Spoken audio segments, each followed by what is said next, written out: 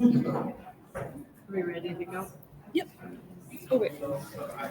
You are for that. So my laptop too. You guys can get started now. Hello?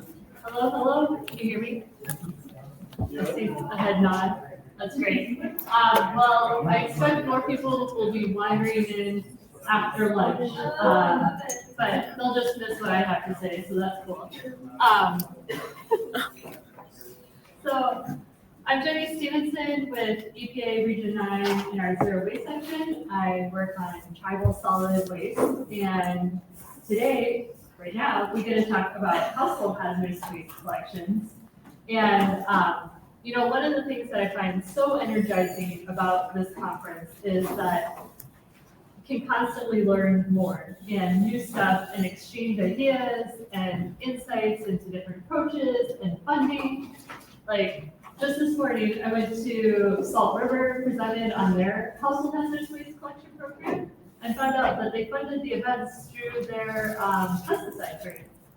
Yeah, I've been doing this for 10 years and I didn't know they did that. So I was like, oh, another way to link household hazardous waste collection events possibly through your pesticide grant, through EPA. So learning something new. And hopefully you all will walk away with a new insight after hearing from our speakers. And we have Alexis Wallick from Hollow Band, Rick White, and Sarah Ryan with the Big Valley Tribe. And so before I turn it over to them to share about their programs and what they're doing to safely and responsibly manage the household hazardous waste generated from residents, we'll do a quick introduction and I'm talking super quick, but don't worry, we have more technical information available. And then we'll get into kind of the profile case studies of each of them and hit up people with questions. Here's contact information. So what is a hazardous waste? I know we get done with lunch and it's like, yeah, let's talk about some funky chemicals. There are chemical products that contain ingredients that can cause harm to people and the environment, especially when used improperly or discarded. So they have their core characteristics of a hazardous waste: toxic, flammable, corrosive, or reactive. And these means they're all a bit more dangerous. So here are the kind of four things, and sometimes things overlap, like flammables and toxics, and like toxic to human health, or flammable, can explode, corrosive, burning. So at just a really high level, these are the four characteristics of hazardous waste. What's interesting is products with these characteristics are sold to consumers. And they're a product if you buy them from Walmart or Home Depot or Amazon. And yet then once you decide, I no longer want this, it's a hazardous waste. So you can find these household hazardous waste from a lot of different kind of sites. And for our session today, we're focused specifically on household hazardous waste, so it comes from residences. But then also, as the environmental department, you might be dealing with small quantity generators, and so schools may have some hazardous waste at your gas stations, travel centers, casinos. If you have any mechanical or auto enterprises, your housing department might be generating a lot of paint or strippers. So this hazardous waste can come from a variety of sources. Real quick, for a Snicker bar, name some common household hazardous waste. And I gotta throw candy at you. Yes. Lithium batteries. Oh, say it loud. Lithium batteries. Yes. What's another? CLR. CLR, what's that? Oh, lithium ion rest. Yes. Oh, CLR. Yes. Megan. Bleach. Yes. Bleach was the thing. Another one, yes. Paint. That's a very common one. Sorry, microphone. Oh, that was a short throw. Are tires one? Tires are a special waste because when they get into a landfill, they can kind of accumulate might like hold in the landfill gas. So it is a special waste. It's not necessarily hazardous, but also. You pay them for the answer. Yes, Motor oil. motor oil, that's a common one. Yes, Uric acid. sporadic. What do you use that for? Oh, cool, yes. Yes. Light bulbs, mercury containing, oh, bathroom, thank you. Mercury containing light bulbs, any more? I still got more stickers. Yes. Thermostats. Thermostats, mercury containing thermostats, yes. Cooking oil. Cooking oil, that's an interesting one. It's technically not really a hazardous waste, but it should be separated out. Yeah. Antifreeze, yes, you can, wait. I know, you guys should know them all. Any last ones? I still got more stickers. Let's go. Pesticide Drano, pesticides. Pesticides is a common one. and sanitizer. And sanitizer. Okay, you already got one. Yeah, Last one. yeah. Liquid fire. Liquid fire, yes. Woo, okay. We got a lot of these. Oh, wait, I lied. I have one left. You take, okay. Well done. So there are a whole bunch of common household hazardous waste, which you all mentioned a lot of these. We see pesticides like used oil, brake fluid, cleaners, strippers, acids, pool chemicals. I think I have more here. Yes. Lithium-ion batteries, e-waste, solvents. You mentioned fluorescent lamps, you mentioned mercury-containing equipment like in thermostats, propane tanks, that one did come up. Your barbecue propane tanks, little camping tanks, gas cylinders, ammunition, all examples of household hazardous waste that might end up at your doorstep needing to be managed as the environmental department. So, how is household hazardous waste regulated? So because it is coming from households, it is exempt as from our subtitle RCRA, Resource Conservation and Recovery, subtitle C regulation. So it is not considered a hazardous waste because the generator is a household. If it's coming from a source other than a household, then it is treated as a hazardous waste.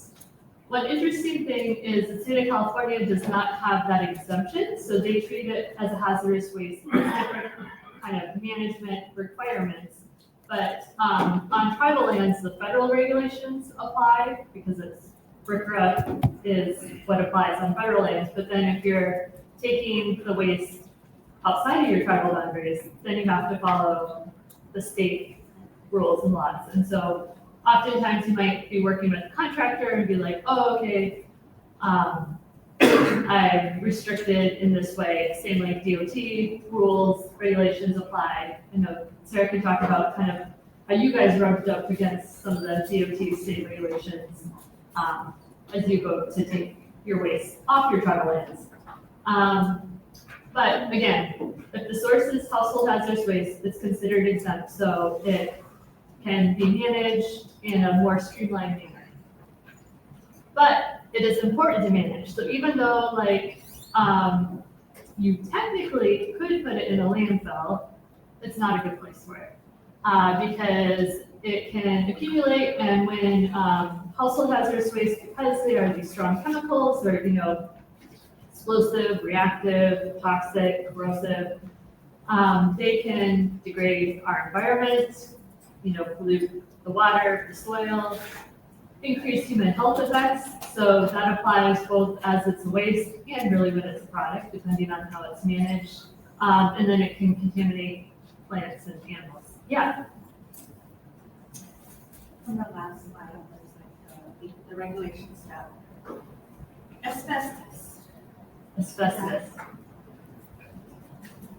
Asbestos, I don't think is exempt, but let me, because it is such a hazard, regardless of who's generating it, it needs to be treated separately. Yes. But let me follow up on that for sure. But yes, I think that is because it is so toxic or, dangerous because of the fibers, regardless of the generator, I think that needs to be carefully managed. So, okay. So that was a whirlwind introduction to household hazardous waste.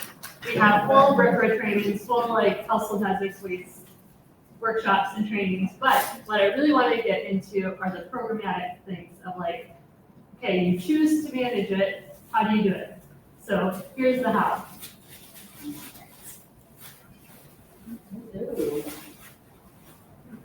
All right, I still gotta get used to these new colors. Very aggressive. All right, so my name is Alexis Wallick. I'm the environmental specialist for the Paul Band of the Mission Indians. We are located in northern San Diego County.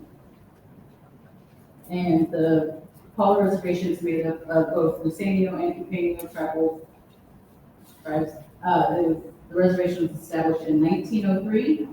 There's approximately 13,000 acres, the reservation size, and about 1,400 residents, both tribal members and non-tribal members. Ooh, all right. So this is an overview of our transfer station. Over here on your right is we have contracted with the local waste management to do organics recycling. So this is a whole windrow composting operation now. Up here we have our used tire collection and metals. This little guy over here is our household hazardous waste collection. All of our roll-offs or trash are under this overhang. E-waste is down here. CRB and recycling, the California redemption value for plastics and bottles is down here, and then we have a scale for people to drive over. So they come in from over here, cross the scale, dump their trash, and then drive back over the scale so we can we charge by weight. We accept HHW only from curbside collection and quarterly collection events.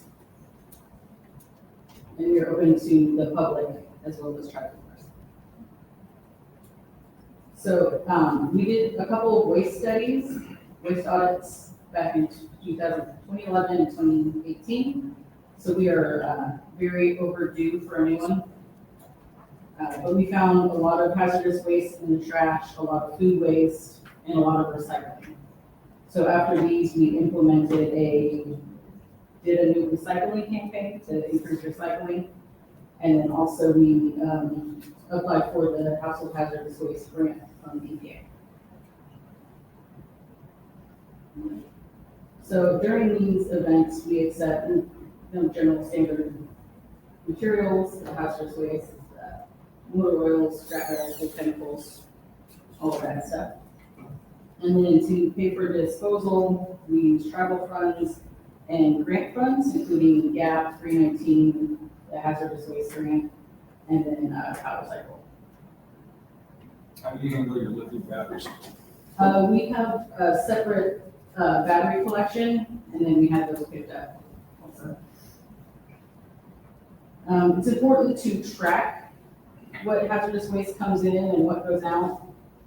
So it's important to be able to show your leadership, the work that you're doing, any granting agencies, then also the federal regulations and state regulations. And it's because it's a lot easier to track from the beginning than to realize you forgot to track something and have to go back and try and figure out the numbers. Closer? Ooh, sorry guys. Yeah, so track. Even if you don't think you'll need to know it, track it because there's a good chance you will need to know it at some point. So this is an example when people drop off their hazardous waste. Our transfer station employees will mark what is brought in, and then so we can use that to keep track, and then we take that and we can input it into a spreadsheet. And then you can kind of track this to your manifest, so you know what's coming in and what's going out of the manifest. And a copy of this is available in the documents on Excel events. So this is, we purchased these red bins for our curbside collection. Here's an example of this. we were at the senior meeting, so we came and explained the program. And these were dropped off to all of the houses that we pick up recycling from. We dropped one off with a flyer that explained the program, and then they're also available for pickup at the transfer station if you lost it or want more than one. I've heard people use them for things that are not household hazardous waste, and it's like, all right, that's fine. As long as they're getting used. And then this is our hazardous waste area at the transfer station.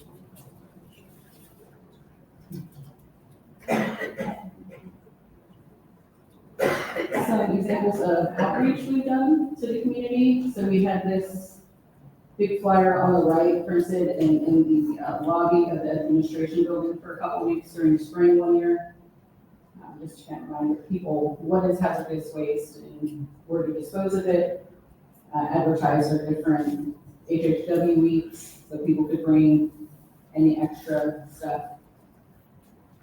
And then we also had this magnet made. We had one made for recycling and one for the household hazardous waste. So you could, stick it on your fridge or on a cabinet in the garage. So you could easily remember what to throw away or what not to throw away. So we learned a lot of lessons. So it's important to have staff buy-in because it's hard to just go to your transfer station employees and be like, do this, and then if they don't want to do the extra work, you have to, keep reminding them. So the more buy-in you can get from them earlier on and make it easier on them, the more likely they are to do it. And it's important to be consistent with outreach. We had a good amount of outreach when we first started the program, and then of course we tapered off as we got busy with other things. And then we realized the numbers started going down. The amount of people using the collection bins went down. So then we amped up our outreach again, and then people started using it again. So it's important to be consistent.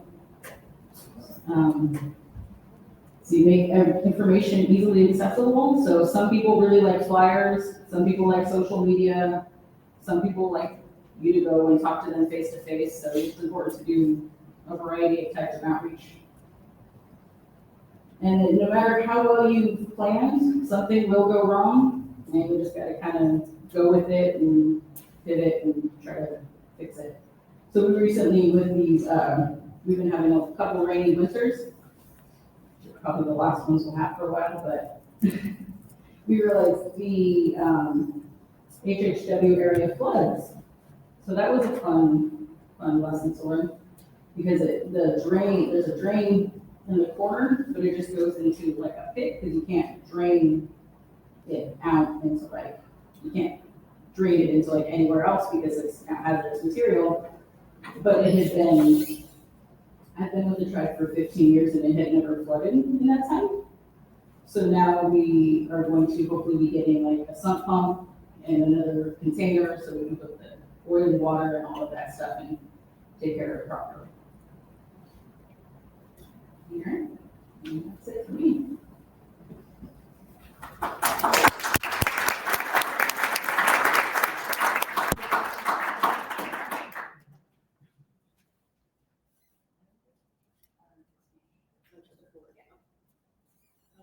Hey everybody, my name is Sarah Ryan. I'm with the Big Valley Band of Pomo Indians, and I'm joined here by Rick White. Introduce yourself.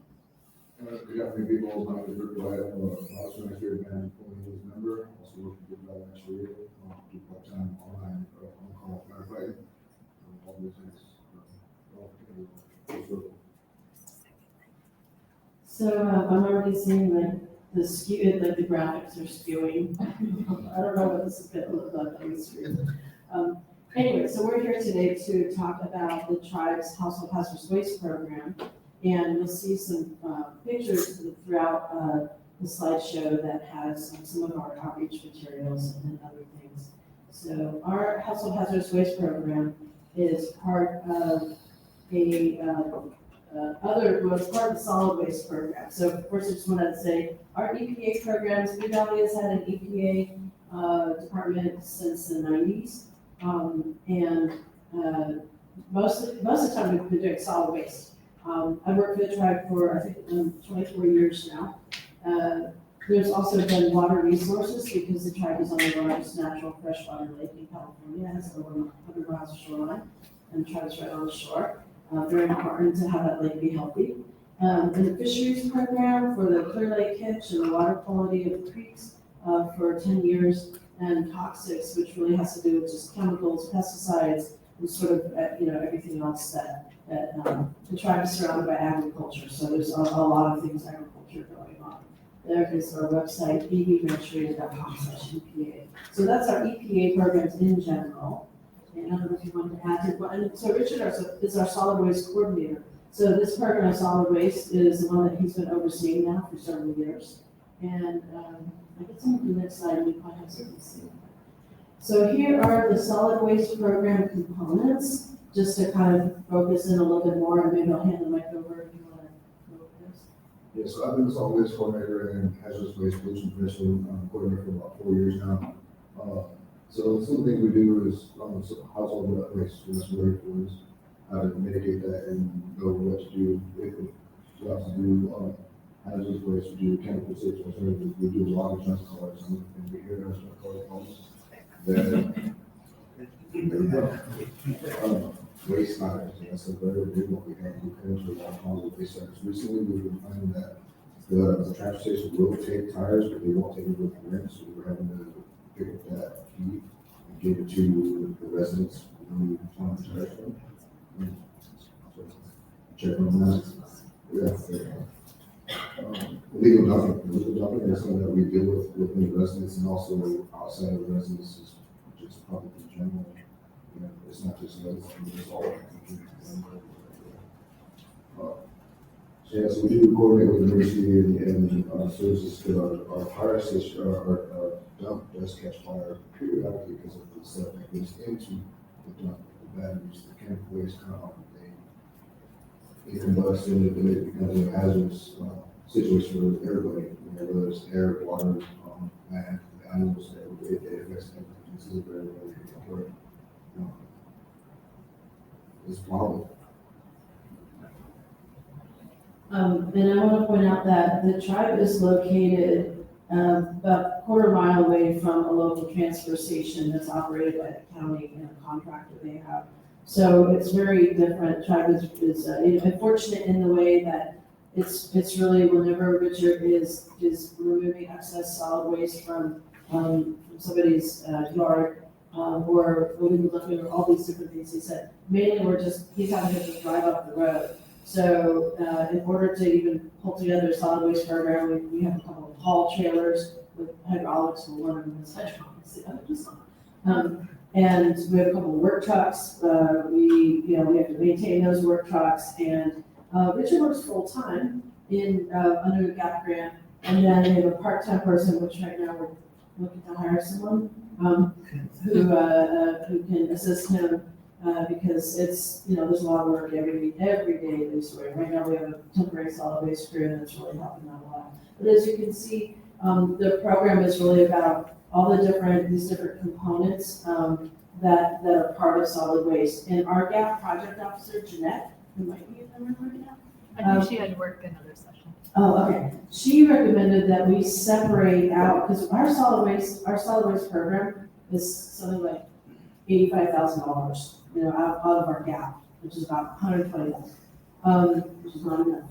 And that money, she's like, separate out into all your different solid waste programs because it's easier to sort of track and also, if you have to switch something around, it's a little bit easier to do that way. So we have very distinct components of our solid waste program, and that's a list right there.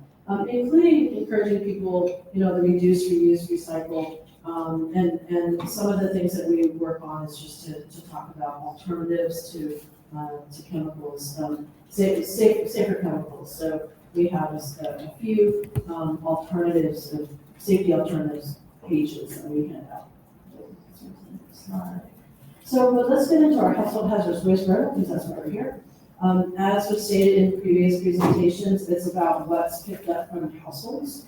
And that's, we do also pick up from the tribe's economic development, which is a casino. We also have a marina with a fuel station. And so, we have various components like that we have to handle, in terms of hazardous materials, but it's not household hazardous waste. So, however, we reach out the same way. So, I'll do the slide and then hand it over, I think. But what we're gonna talk about with the household hazardous waste program is our outreach component, our collection component, temporary storage, which is what you see a picture of right here, on a concrete slab behind a fence. Whenever we're picking up, we put it in a temporary storage, which is safe, although we've just moved to another building, so we're gonna update this. The disposal of the household hazardous waste, and also the data collection component of it. All right, come on. So yeah, so as you see, we have there's a couple of pictures of things that we pick up on a regular basis. We do pick up a lot of car batteries. I don't know if anybody knows, but your local wireless will take those back for a 10-hour charge. If you want to go back to this, charge for something or not. But we out of our space, because we have a lot of loss, there's a lot of ground movements on the lot with these with there's any animals and creatures and stuff. So we pick up a lot of that stuff. Antifreeze, oils is our main focus and stuff, but we pick up a lot of that because people do their own oil changes and maintenance on the cars and stuff, so we pick up a lot of that. We run into situations where the transportation also picks up from the local residents also, so we find that they're full, so we have to store that. Sometimes we store like, I don't know, to 5-10 gallons. It's not, it sounds like a lot, but it's not really a lot, but it does after after a while, it does add up. So we're trying to find ways to get rid of that and working ways for us in the tribe and for the residents of the tribe, so it's get where we can seep into our waterways and affect our aquatic life, plants and everything else. So, yeah, so that's basically what we're getting. I mean, the light bulbs got a lot of it. I was gonna say, on the water oil collection, I used to do a lot of like oil changes, and I think there's a lot of port stores that will accept used water oil. Yeah, they will, but we also, the same thing, sometimes they have too much and we can't take the I money got you. about that, so. Yeah, just find better solutions to our problems. One thing about this outreach is it was really important for us to put pictures of these different things because, a lot of people think if you can buy it in a store, it can't possibly be hazardous, or it can't possibly be poisonous, or it can't possibly cause cancer, all these things. Obviously, so many things can and have issues. So the pictures have been really helpful. And we also have this like logo or mantra, however you want to put it, and I unfortunately cut it off in this picture. But it said, household hazardous waste too toxic to throw in the trash. Yeah. Well, the reason why we did that was because we're running a situation where a lot of the people, the adults, they're set in their ways. They're not going to change. Pictures, they reach out to kids. We need to train and show the kids what to do because they're the next generation. They're the ones that are going to carry on this. It may not seem like a big deal to them, but it really is because it's affecting our world. And so the door-to-door outreach that we do have activities with the youth from time to time. Tribe as a Boys and Girls Club, and so we've had various opportunities to meet with kids. But also the door-to-door Tribe has about 100 households, so it's really easy to go out and hand out the flyer, and it's really easy to go out and check to see if people have put out their household hazardous waste.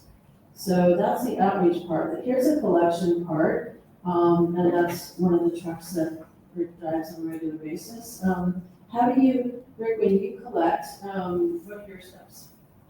So first off, we do the outreach program. We give out the flyers 2 to 3 days ahead of time so people have time to collect their stuff and get it together.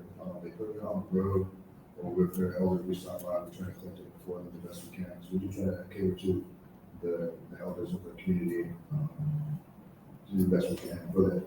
So we collect it up and print it when the date is to turn it into hazardous waste collection point.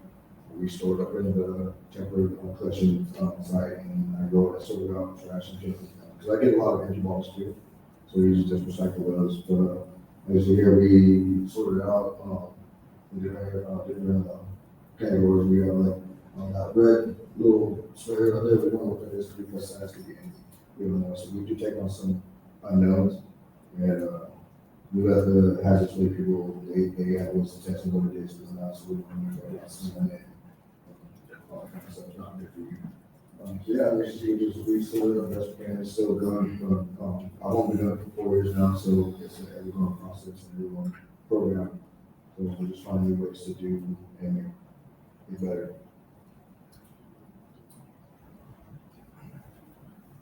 So, for a number of years, the county who operated the transfer station, or they had a contractor do it, they would tell us, you can only bring 15 gallons at a collection event, because the transfer station hosts these collection events every other month near Big Valley.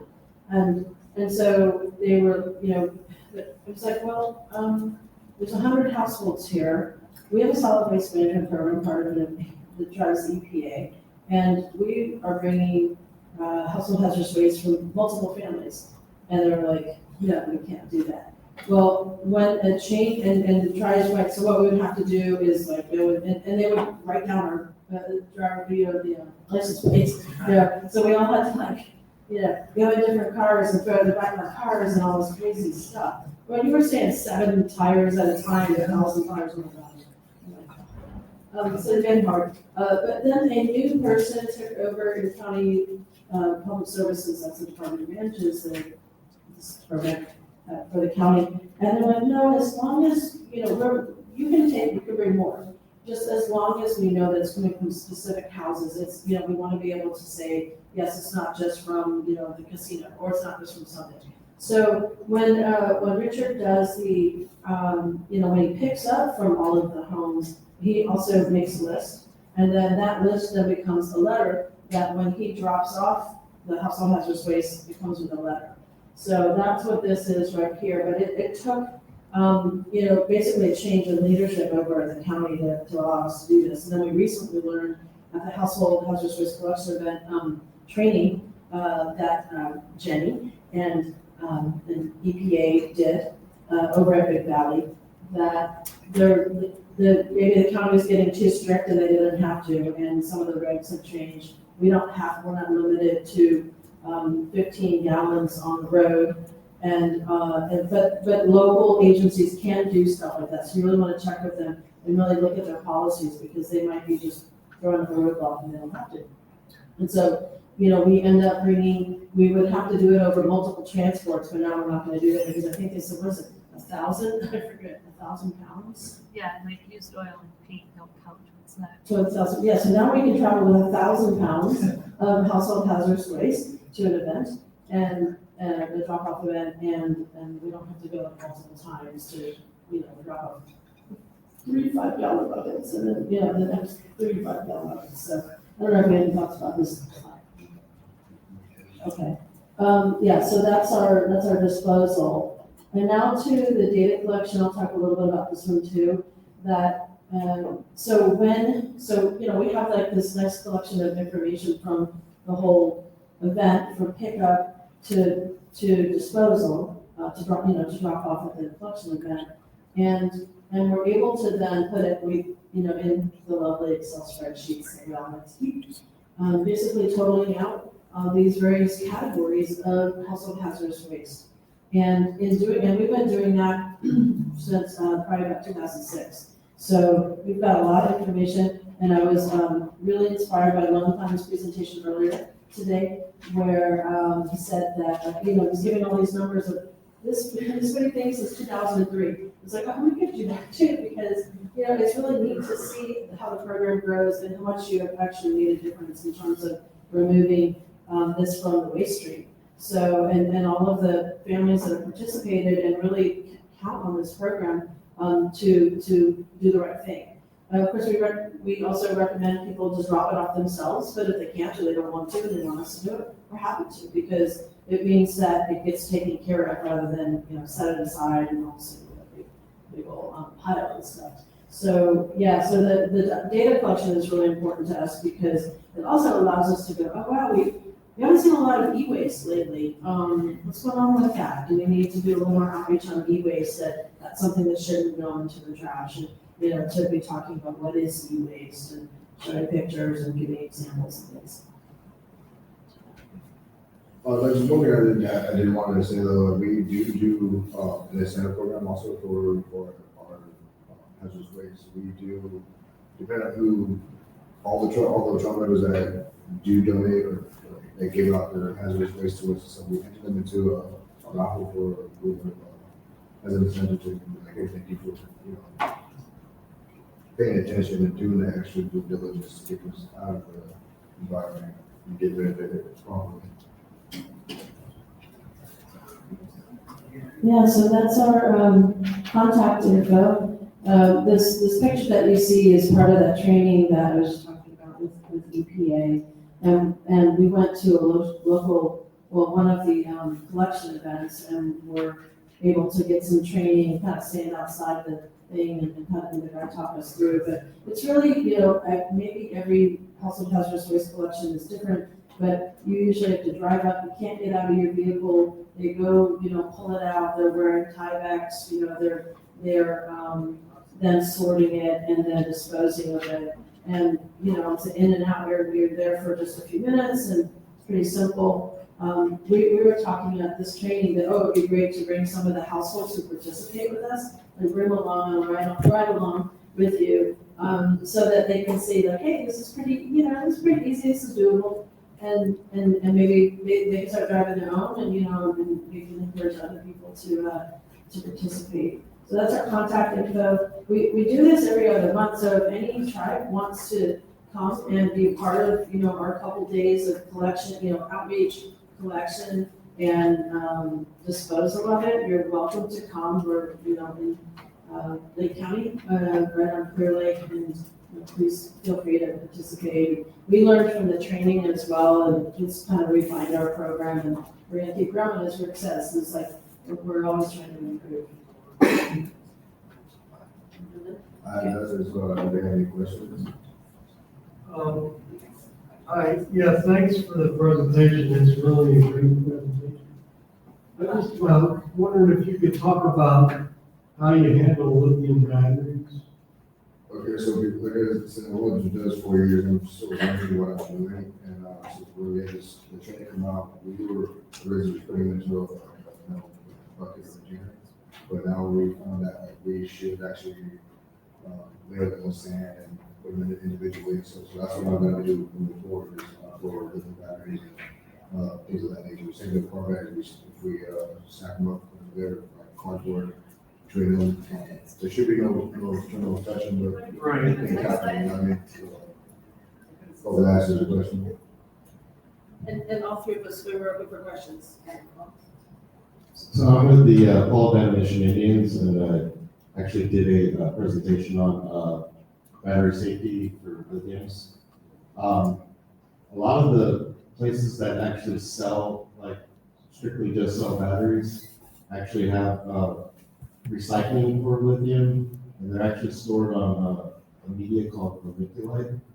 And it's just, because if the battery is bad or damaged, it does have the potential to do what we call runaway and create a fire. But yeah, storing them is like a kind of like important, especially like with older batteries now getting off the market. So something to keep in mind. Basically, cabinet. More of the garden side. Well, I'll ask a question. I like to talk about funding. And Sarah, you said you fund your program through CAP. Alexis? Yeah, we fund our, through, currently I think we're using GAP and 319. That's one of, what is it, 319? The water. Yeah, it's one of the water grants, pollution prevention, thank you. So we use that, and then also some tribal funds when needed. And do you use your transfer station contractor for the hazardous waste? So for our hazardous waste, we've been using this company called Ingenium that comes and they will create the manifest, and then they haul away the hazardous waste. But we're currently doing, redoing our bidding process, so we're seeing if there's other, because it has gotten like really crazy expensive in the last couple of years, so we're trying to see if there's any other better options. But yeah. I was gonna say, County PA has grants that I'm aware of for, to actually be hauling hazardous waste, I think, or hazardous waste. You have to go through a bunch of hoops. I don't know if there's anyone from County PA in here. But we did use one of their waste tire grants for tire removal. That's also hazardous waste. But yeah, there's some state ones, and this is limitations. Yeah. Hi, my name is Pajama Indians.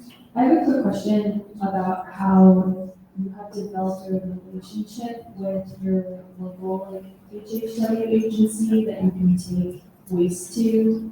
I don't know how we would really go about establishing something like that, especially since it was my understanding that any of the HHW or hazardous waste that's generated on the Pajama Reservation, it's our responsibility as the generator to figure out how to dispose of it, especially for residents who are on the reservation. Like, I didn't know if we'd be able to suggest to a resident or that our government would be able to take it off-site to the local town's HHW event or something like that. So I was hoping you could talk more about that.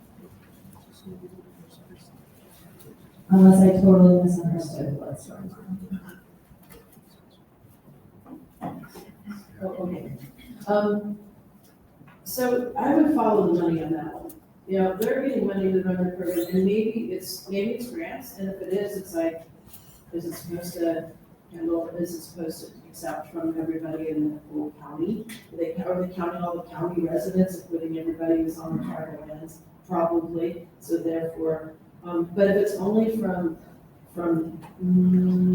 property taxes or something, and all the lands are in trust, so they, you know, it's like animal control where we are in Lake County, the tribes have to pay for animal control separately because, you know, it's funded by property taxes. So I'm not sure, but you would think that they would want to see it come out of the waste stream too, because, you know, we all share aquifers, air, and I would, you know, start with a county and see how it's, you know, see if they're willing to do it, but also follow the money, and how is it funded?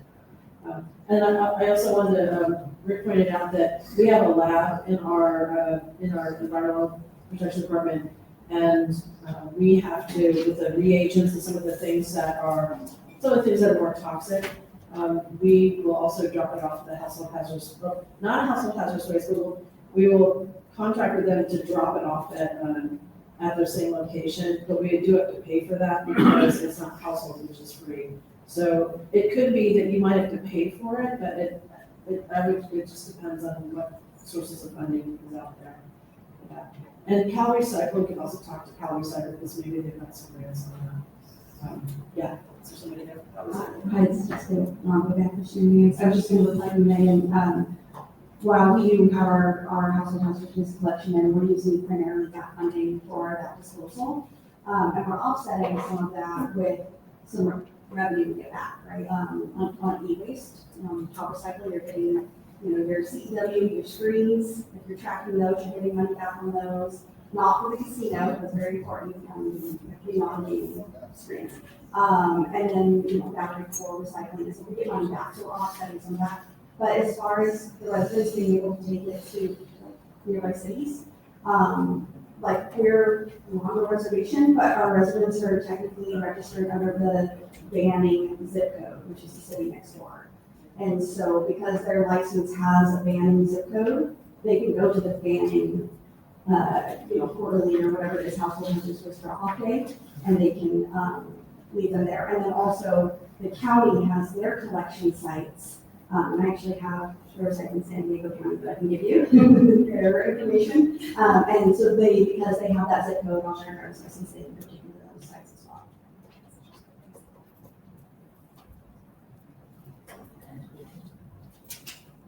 Robert Mills, Yellow Fire Vaccination as well.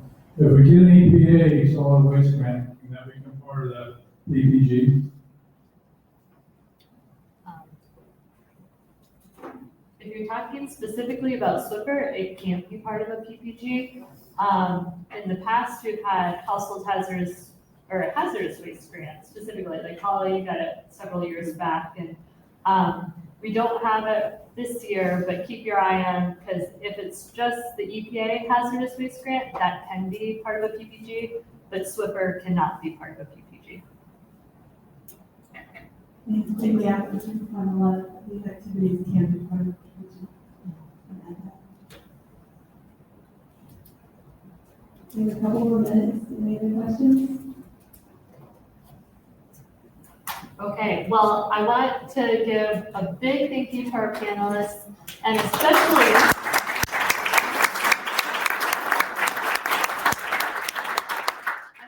want to call out Richard, because not only is this his first time at the annual Tribal EPA conference, but he also got roped in to present it. So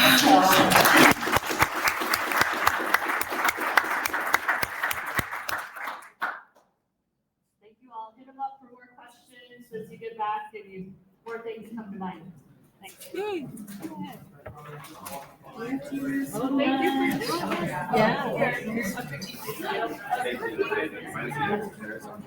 Yeah.